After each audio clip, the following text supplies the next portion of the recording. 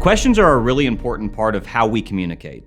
Questions show interest in someone's life. When people are asked questions, it gives them an opportunity to express what they think and feel.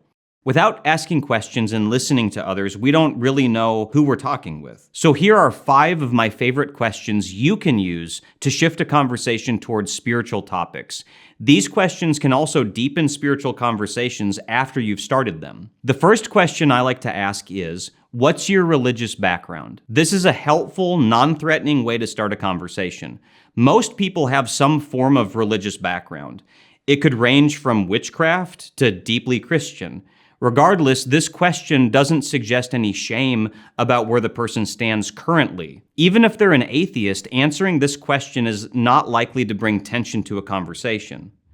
Asking about someone's religious background can also help reveal someone's emotions about religion. I've asked people this question before and have seen hurt or frustration, not towards me, but rather towards a bad religious experience they had growing up.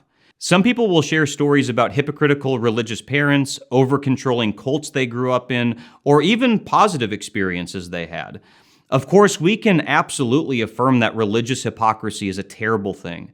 Jesus was brought to the cross by religious hypocrites and spent time exposing their hypocrisy. Jesus condemned hypocrisy too, and there's no excuse for it today either. Hearing about bad religious experiences gives us an opportunity to show compassion. A second question I find helpful is to ask, is there anything the Bible teaches you don't like? Answers to this can range from biblical ethics that go against what the person would like to do, like sexual sin or forgiving bad things people have done, to difficult moral questions like warfare or slavery in the Old Testament. The manner in which someone answers this question can help reveal this person's disposition towards the Bible. This is not a question people are used to being asked, and it can bring out fresh things from their heart to further the conversation. Hearing answers to this question can help you know what to do next. Asking if they would like to talk more about those things could be helpful. Perhaps recommending a book, lecture, or sermon on their concern could give a good opportunity for a follow-up conversation.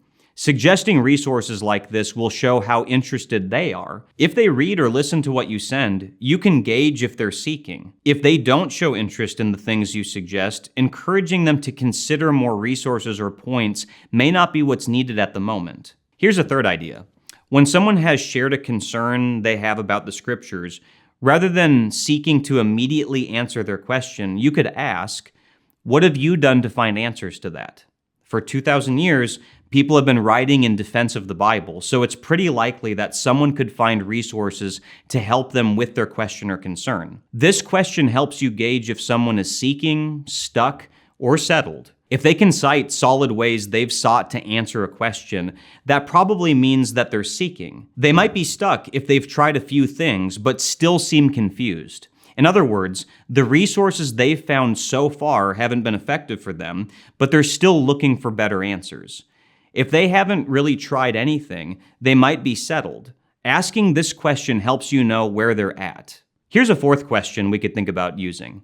Do you want Christianity to be true? This is another question people usually don't expect. If they answered the question with a yes, they may understand some of the benefits or the beauty of Christianity. Perhaps they see Christians have a sense of community and they want that. Maybe they see the Christian understanding of the afterlife is appealing, but they need some questions answered first. However, if they answer with a no, that shows you there is an agenda they have against the Bible. There are underlying things motivating their unbelief, and it probably isn't cold logic. Depending on how someone answers this, you will know if they need solid answers to their concerns or if you need to address what they don't like about Christianity.